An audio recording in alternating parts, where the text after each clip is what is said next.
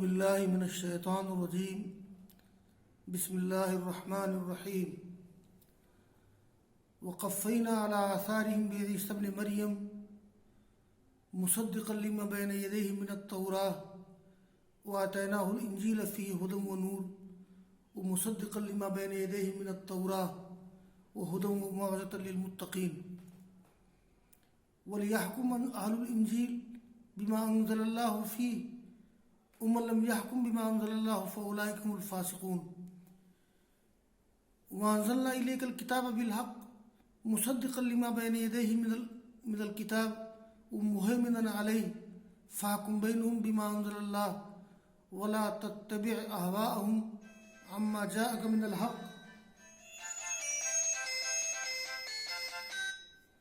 ہاں ہیلو جی، تفسیر کے درس شروع کر دیا میں نے، تم لوگ فون نہیں کرتے ہو نا جی.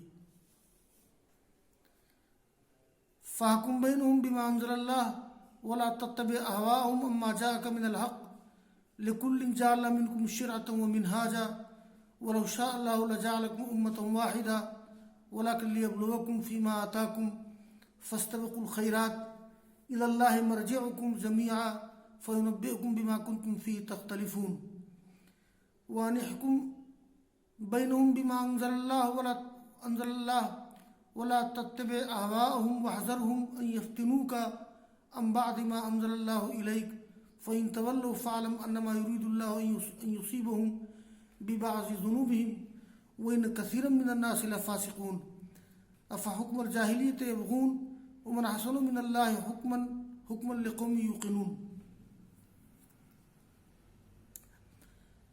عزیز طلبہ، یہ سورہ مائدہ کے رکو نمبر 7 کی آخری آیات ہیں.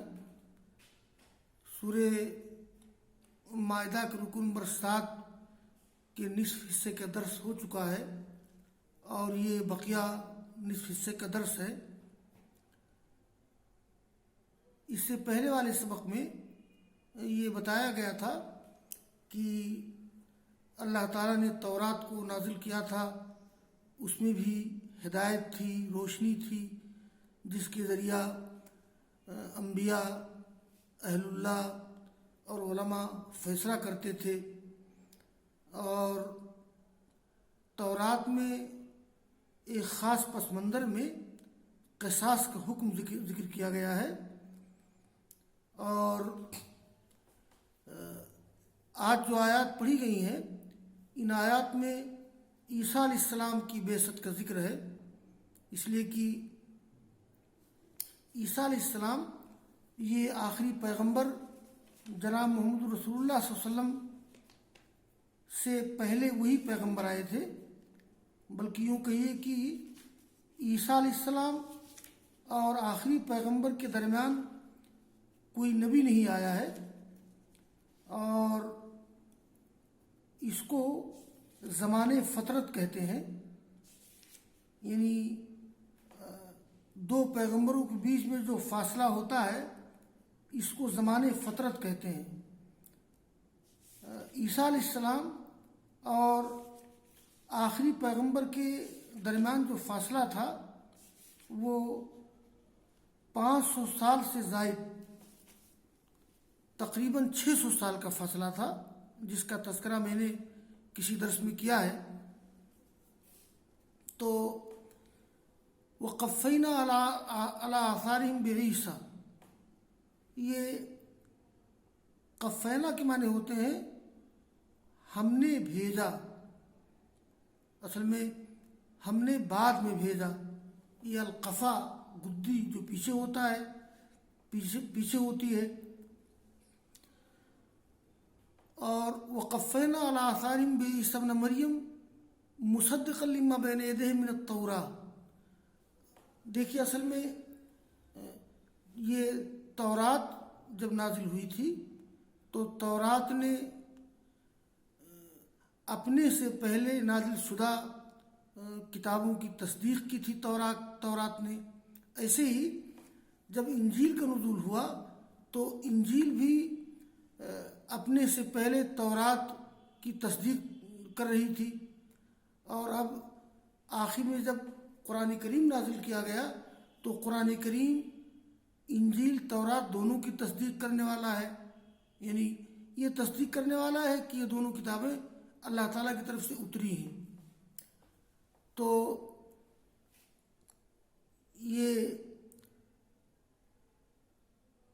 وقفینا علی آثارہم بعیسی ابن مریم، اور ہم نے ان کے پیچھے ان کے نقش قدم پر بھیجا ہم نے ان کے پیچھے عیسیٰ ابن مریم کو جو تصدیق کرنے والے ہیں لما بین یدیہ من التوراۃ، اس کتاب کی جو ان کے سامنے ہے یعنی تورات، اور ہم نے عیسیٰ علیہ السلام کو انجیل دی جس میں ہدایت تھی اور روشنی تھی، اور وہ انجیل بھی تصدیق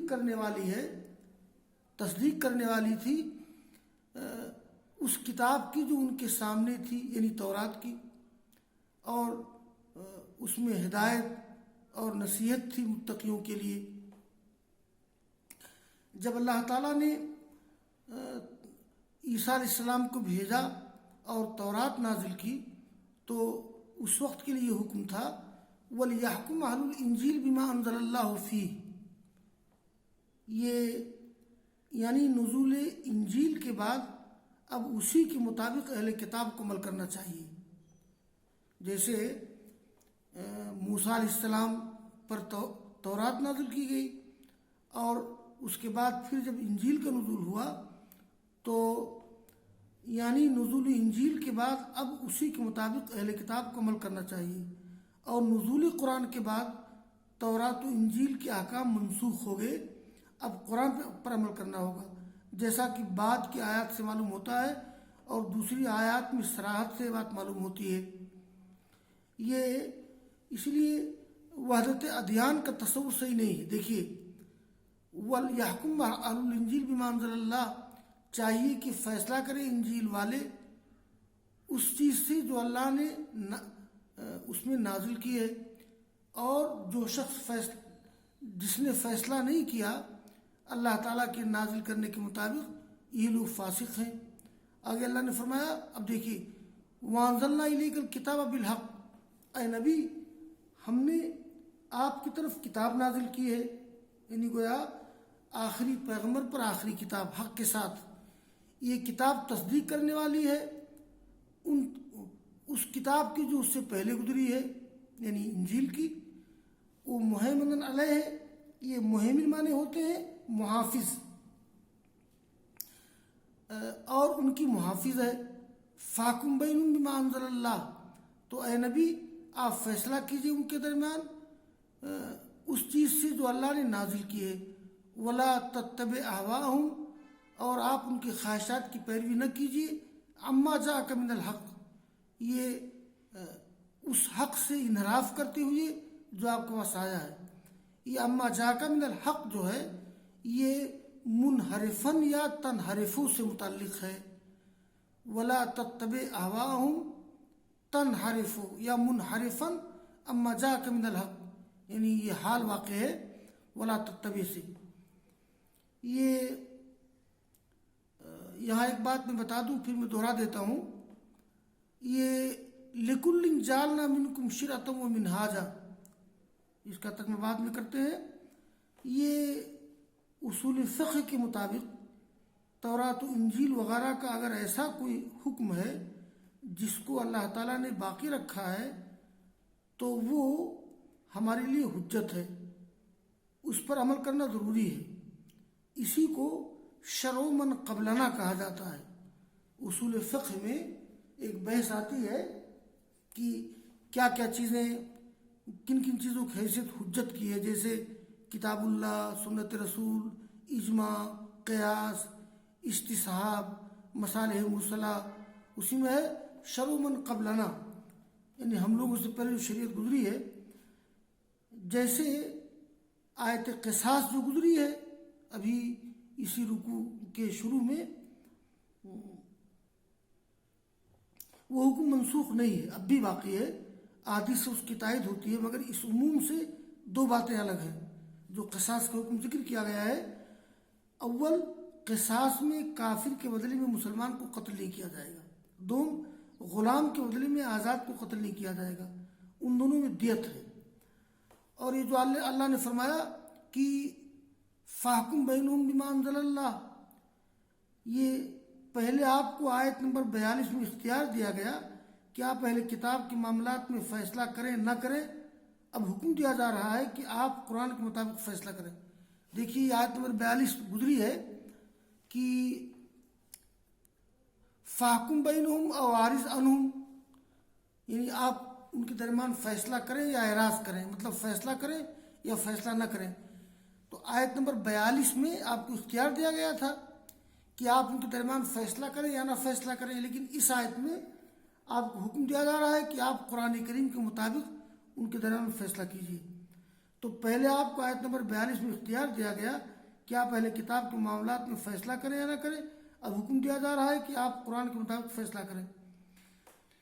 لِكُلٍّ جَعَلْنَا مِنْكُمْ شِرْعَةً وَمِنْهَاجًا، یہ شرعتن جمع شرعن، دستور، شریعت، عادت، اور منہاج کے معنی ہوتے ہیں کشادہ راستہ، جمع مناہج۔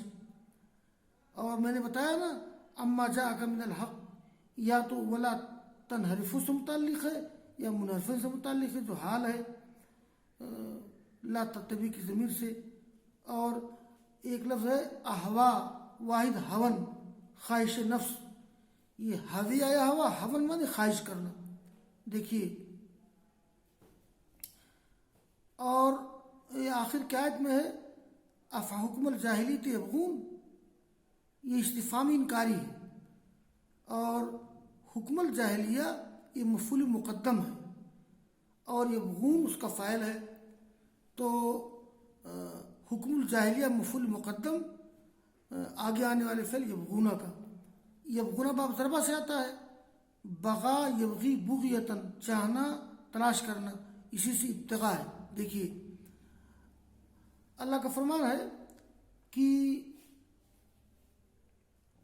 لِكُلٍّ جَعَلْنَا مِنْكُمْ شِرْعَةً وَمِنْهَاجًا، یعنی ہم نے تم میں سے ہر ایک کے لیے شریعت اور راستہ بنایا ہے۔ اس کا مطلب یہ ہے، اس سے مراد پچھلی شریعتیں ہیں جن کے فروعی احکام باہم مختلف تھے، ان میں اصولی اختلاف نہیں تھا۔ یہ آدم علیہ السلام سے لے کر کے آخری پیغمبر تک مذہب اسلام کی اصولی بنیادی قوانین میں اختلاف نہیں تھا، لیکن بعض فروعی مسائل میں اختلاف تھا، الگ الگ راستہ تھا۔ اس آیت میں اشارہ اسی طرف ہے کہ تم میں سے ہر ایک کے لیے ہم نے شریعت اور راستہ بنایا ہے، دستور راستہ بنایا ہے، یعنی شریعتیں الگ الگ ہیں، اور اگر اللہ تعالیٰ چاہتا تو تم کو ایک امت بنا دیتا، لیکن ایسا نہیں کیا تاکہ تم کو آزمائے فیما آتاکم، اس چیز کے بارے میں جو اللہ نے تم کو دیا ہے۔ فاستبقوا الخیرات، اے لوگو بڑھو نیکیوں کی طرف، یعنی فاستبقوا الی الخیرات، فاستبقوا الخیرات الی اللہ مرجعکم، اللہ تعالیٰ ہی کی طرف تمہارا لوٹنا ہے، تم سب کا لوٹنا ہے۔ فینبئکم بما کنتم فیہ تختلفون، اللہ تعالیٰ تمہیں باخبر کرے گا اس چیز کے بارے میں جس میں اختلاف کرتے ہو۔ آج دنیا میں کتنے معاملات و مسائل اس میں جن میں اختلاف ہے، ساری اختلافات کا فیصلہ اللہ تعالیٰ وہاں کر دے گا۔ وَأَنْحِكُمْ بَيْنَهُمْ بِمَا أَنزَلَ اللَّهُ، اور یہ کہ آپ فیصلہ کریں ان کے درمیان اس چیز سے جو اللہ نے نازل کیا ہے، اور آپ ان کی خواہشات کی پیروی نہ کریں۔ وَاحْذَرْهُمْ، اور اب ان سے بچیے، أَن يَفْتِنُوكَ، کہ وہ آپ کو غافل کر دے، عن بَعْضِ مَا أَنزَلَ اللَّهُ، یہ اللہ تعالیٰ کی ان بعض احکام سے جو اللہ نے نازل کیے ہیں۔ فَإِن تَوَلَّوْا، اگر ان لوگوں نے اعراض کیا، فَاعْلَمْ أَنَّمَا يُرِيدُ اللَّهُ يُصِيبَهُم بِبَعْضِ ذُنُوبِهِمْ، تو جان لو کہ اللہ تعالیٰ چاہتا ہے کہ ان کو مصیبت میں ڈال دے ان کے بعض گناہوں کی وجہ سے۔ وَإِنَّ كَثِيرًا مِنَ النَّاسِ لَفَاسِقُونَ، اور لوگوں میں سے زیادہ لوگ فاسق ہیں۔ دیکھیے ان آیت کریمہ سے یہ بات صاف ظاہر ہوتی ہے کہ تورات کے زمانے میں تورات پہ عمل کرنا ضروری تھا، اور انجیل کے زمانے میں لوگوں کو انجیل پہ عمل کرنا ضروری تھا، لیکن اب قرآن کریم کی نزول کے بعد، آخری پیغمبر کی بعثت کے بعد، اب تورات منسوخ، انجیل منسوخ، ساری شریعتیں منسوخ، اب رسول اللہ صلی اللہ علیہ وسلم کے فیصلے کے مطابق اور اسی قرآن کے فیصلے کے مطابق سب کو عمل کرنا پڑے گا۔ یہ بات میں اس لیے بار بار کہہ رہا ہوں کہ اس وقت یہ وحدت ادیان کا ایک تصور لوگوں میں پیدا ہو رہا ہے کہ اس وقت اگر کوئی یہودی تورات پہ عمل کرے، کوئی عیسائی انجیل پہ عمل کرے تو اس کو نجات مل جائے گی، مگر یہ بات درست نہیں ہے۔ دیکھیے، افحکم الجاہلیت یبغون، کیا وہ لوگ جاہلیت کا فیصلہ چاہتے ہیں؟ یعنی نہیں چاہنا چاہیے، میں نے کہا استفہام انکاری ہے۔ تو افحکم الجاہلیت یبغون، کیا وہ لوگ جاہلیت کا فیصلہ چاہتے ہیں؟ مطلب یہ ہے کہ اسلام کے دائرے میں آنے کے بعد جاہلیت اور جاہلیت کے طور طریق کے فیصلے کو چاہنا یہ درست نہیں ہے۔ ومن احسن من اللہ حکمن، اور اللہ تعالیٰ سے فیصلے کے اعتبار سے اللہ تعالیٰ سے بہتر کون ہے؟ لقوم یوقنون، ان لوگوں کے لیے جو یقین رکھتے ہیں، یعنی جو یقین رکھنے والے ہیں بھائی ان کے لیے تو اللہ تعالیٰ کا فیصلہ ہی سب کچھ ہے۔ تو یہ اللہ رب العالمین نے بڑی ترتیب کے ساتھ پہلے موسیٰ علیہ السلام کا تذکرہ، تورات کا تذکرہ کہ تورات میں بھی ہدایت تھی، روشنی تھی، اور یہ یہودی علماء اس بات کے گواہ تھے کہ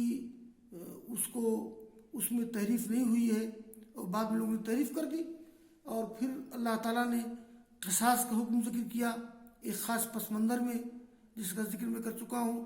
پھر اللہ تعالیٰ نے انجیل کا تذکرہ کیا اور یہ بتایا کہ تورات اپنے سے پہلے کتابوں کی تصدیق کرنے والی ہے اور انجیل تورات کی تصدیق کرنے والی ہے۔ پھر آخر میں جب اللہ تعالیٰ نے قرآن کریم نازل کیا، آخری پیغمبر کو بھیجا، تو آخری پیغمبر گزشتہ پیغمبروں کی تصدیق کرنے والے ہیں، آخری کتاب گزشتہ کتابوں کی تصدیق کرنے والی ہے۔ اس لیے اب جو ہے تدریجی طور پر گویا تورات کے زمانے میں تورات پہ عمل کرنا ضروری تھا، انجیل کے زمانے میں انجیل پہ عمل کرنا ضروری تھا۔ اب تورات و انجیل کا زمانہ ختم ہو گیا ہے، اب قرآن کا زمانہ آیا ہے، لہذا قرآن کے مطابق رسول اللہ صلی اللہ علیہ وسلم کو فیصلہ کرنے کا حکم دیا گیا ہے۔ اور اب دنیا کے تمام لوگوں کے لیے ضروری ہے کہ وہ یہودیوں کے لیے، عیسائیوں کے لیے، کہ وہ آخری کتاب قرآن کریم کو مانیں اور آخری پیغمبر جناب محمد رسول اللہ صلی اللہ علیہ وسلم پر ایمان لائیں۔